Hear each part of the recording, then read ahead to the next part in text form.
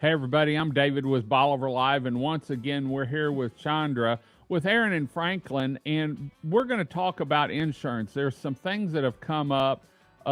Chandra, y'all do a lot of work out here, and we're seeing some new subdivisions coming in. Uh, but with insurance, when you're buying in these subdivisions, you really need to know, is it Cobra Zone? Is it not Cobra Zone? Was it plotted before 2003, I think? And it's like that. I know if you have a house that was built before, was it, or during, before January 1st of 1998, I think, 88. You don't have to have the certificate or something, and your Right. insurance is typically cheaper. Well, now we've come into Bolivar's expanding by leaps and bounds, and some of this land's coming in is going to be Cobra Zone. Now you can get the TD8 certificate, but will TWIA write the insurance? So that's the challenge that we're facing right now, David, is that we're platting these new subdivisions that were platted in 2020, 2022. They're brand new, and they're after that cutoff date. And while TDI will issue a certificate on the structure, TWIA has an exclusion. It's legislatively mandated. It was done way back, I think 2015 or so. And they said that anything platted after 2003 in the Cobra Zone could not be eligible to be written for TWIA. So TWIA is off the table when it comes to a new construction in a Cobra Zone. So we're going to But if have it was, to, but if it was platted before then, yes, even if the house wasn't built, if the house is built now and it was platted prior, then it's fine. okay, But if it was platted after 2003, then yes, um, we would have to find some kind of alternate private insurance. And it's really challenging to do that because not a lot of people want to write in the wind zone. But the good thing is we can get the WPI 8, which helps showing that it's compliant. And then if we get fortified, that opens up the doors for more people to want to write the policy. Now, there's some carriers that just absolutely will not write in Cobra Zone no matter what.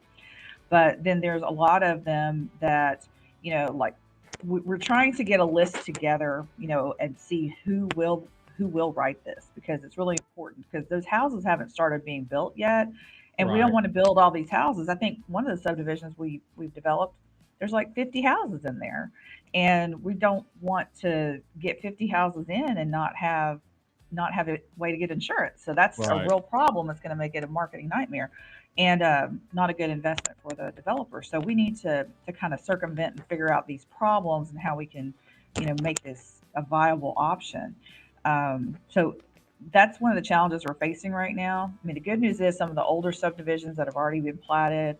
And If there's you still some of those, correct, and yeah, there's I think quite a few. Biscayne and few others. They're older. They were platted a long time ago. Even if Right. they have some lots that were being rebuilt, or if you knock down a house and rebuild it, then you're fine. But it's the new stuff, and that's awesome. Bolivar's growing, and the thing is, if we can't find a way to navigate this, then the only way to fix it is through a legislative change. So then we're going to have to And I really was reach out to our legislators I and was just bend asking their you ear. what would it take, because when you're driving down Bolivar Hmm. and you point out and say this section of land over here is TWIA, I mean Cobra, and this over here next to it isn't Cobra. It There's doesn't look any real different. it It there's looks no exactly the difference. same. I mean, So so and everyone knows how I am about my opinions.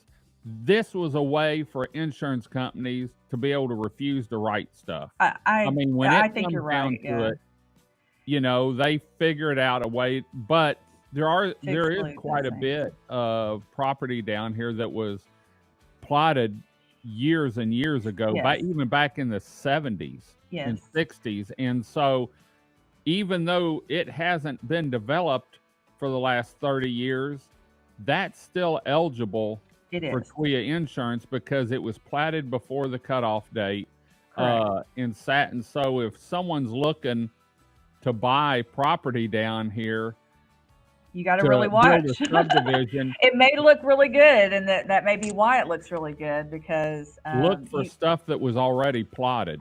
right. So I mean, if you have something that you have to look at the winds, you have to look at the flood, you have to look if it's close to the beachfront, if you can use concrete, because we have some clients that we've been trying to do designs for in Gilchrist. Those everybody thinks, oh well, it's really cheap, and we can get the lot really cheap. Well, there's a reason for that because the ground elevation is really low, the base flood's really high, and the piling require, and they may or may not be able to use concrete at the ground. So all those things kind of together, and you want to put a house way up there. I mean, it's like the perfect storm, and then they get upset like, well, why can't I just use a 12 by 12? Well, why do I have to add more piling? Well, why do I have to Right. brace all this stuff? It's like because you're taking a house and you're putting it up 16, 17 feet in the air, and you have all this additional flood load on it, and you have all this additional scour and erosion because you don't have a foundation. So it's like it's really again like the perfect storm as far as design goes. Not being able to design a house cost effectively, but they got this great deal on the slot, so they really want to use it, but they don't like my design. you know. Isn't isn't there a distance from the dune line or the water line that you can't pour concrete, or you can pour it under the house, Yes. but you can't pour a driveway or something? Correct. So the GLO, if you don't have a dune, if you just have a veg line, it is 200 feet from the veg line is where that the GLO manages the first 1,000 feet of the beach. Right. That first 200 feet, no concrete. From 200 to 800, you can have concrete under the habitable structure. So basically, porch and roof Right. area, Your basically. house. Okay. So that's what we usually do is just the roofed area. But when you get into that, you know, even though that you have that 200 feet, you still have to make it past the setbacks. So you're usually Right. looking at about 100 feet back. So then you've got that last 100 feet. Well, they're still cramming a house in there, and Yeah. you can't use concrete. You have to use the fibercrete pavers, and those give you zero structural support, and so it just makes it. Those things will just pop up and break as soon as Right. the water starts hitting it. You have nothing there to hold the piles together, so they're all independent. They're not interlocked into a system like the houses two rows back. Right. So it's just harder for those piles to function independently. So they end up being bigger, more of them. We have to brace them. We have to cross brace them, Deeper. something to make it work. And People you'll see a don't lot more round pilings on front row too, because the round pilings are a lot stronger than the square pilings. and people don't realize that it may just be a 4-inch driveway or pour under your Path. house, but there's bell holes. There's Right. a lot of other stuff that goes Right. into that that's figured into the structure of the house and the Yeah. piling. We We put saw a we lot put of that. footings around. Yeah, we put footings around each pile, and then Hmm. just have the 4-inch slab because that gives, as the water and the wind are pushing on the pile, it gives it something to bear against to keep it Right. from trying to turn over. So yeah, we try to do that. You made a comment, and maybe we can do another show on it, but you talked about round pilings versus the square pilings. Is there a big difference? If There's a you've got a there's a big 12-inch difference. piling and you have a 12-inch pole that's round, it's the same amount of wood, So but actually, yeah. So think about the tree, how the tree grows. It grows in rings, right? right, So if we have a 12-inch piling, to get a 12-inch piling, we have to have about a 16, I mean, almost an 18-inch tree to right, cut that 12-inch piling. And we have cut all of the strength rings off of those edges. So it's actually a smaller before we get to the strength rings. We have all these little, squared off right. edges, but the strength rings are more like 10. Yeah. So you're Okay. not really getting you know, the same net section. And actually, because of the way the water hits it, if the water hits the piling that it's round, it disperses differently than if it hits the face of Of a a square square piling. pile. So it puts a different load condition on it. So the round piling, there's a factor. So on a square pile, you use 1.75. On a round pile, you use 2.25, and it's Okay. it's pretty significant. Like it's Yeah, it is. like 60% more capacity out of the round pile. So Is it yeah, easier to find round pilings or square pilings? Because we've gone through some problems with finding pilings, and right. it's getting easier now. But Yeah, now we've had another storm in Florida, and yeah, they're actually talking about something now going up the East Coast a little bit. Not bad, but you never know. But yeah. is it easier to find round pilings, and are they becoming more popular? They are becoming more popular. They're more cost effective. And, I think as people get more educated on it, they'll understand, why round pilings are more efficient. It's more environmentally friendly for sure. There's less waste. I mean, they take the scraps and they make, OSB and stuff. So it's Right. not going to complete waste. But basically, all they have to do is take the tree and turn it in a lathe and kind of get it smoothed out in a consistent diameter. And most of the time they're tapered. And so you'll have like a 13 on one end and an 8 on the other, 8 or 10 on the other. So you'll get a tapered pile anyway. So it's not even a continuous diameter, although you can get a continuous diameter pile, which are really pretty actually, because they lay them all and they lay them all to that same diameter. Um, So but on a they are more tapered cost effective. So on a tapered piling, which end goes down? The skinny end or The the skinny end. skinny Yeah, end goes the down? skinny end goes down and then it flares up. And then what we look at is, so maybe if it's a 13 10 or whatever, we'll do like 11 and a half as because that's what's going to be at the ground. That's what we use Hmm. for our pile section. And so it'll be a little bit better above ground.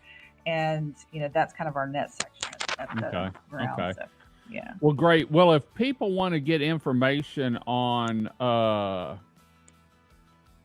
from you on from Aran and Franklin, maybe they have a home they want to get designed and have the engineering done, or talk to you about the strong home inspection program or the fortification. And I've talked to several of the insurance companies down here, Priest and Tina, and both of them are really learning about that because like I told him, I said, man, the cost that you can save, yes, it costs a little bit more to make it, but I really think in the long run, you're going to save a whole lot more than what that cost is.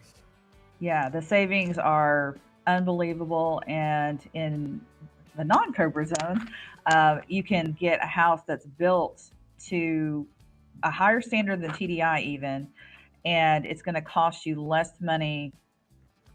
It's going to cost you a tremendous amount less money than it Yeah, would have cost you I otherwise. know. And you'd have better coverage and less deductible. So Yeah, I it's know when just Dave was no brainer. talking, if I'm not mistaken, it was almost some of it was getting down to like 40% off, I Yeah, think.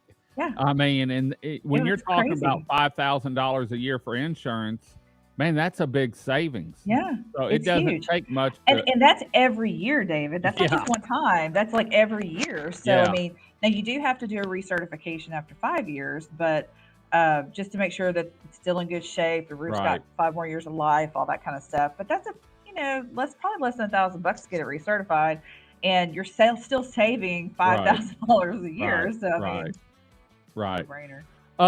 Well, if anyone needs information on the Strong Home Inspection Program, the Fortification Program, or you're looking to maybe develop some property or any of that, Yeah, you can get hold of Aran and Franklin online at aaronfranklin.com. They've got offices in Beaumont, Texas City, Rockport, Florida, just yep. about everywhere up and down the Gulf Coast, don't you?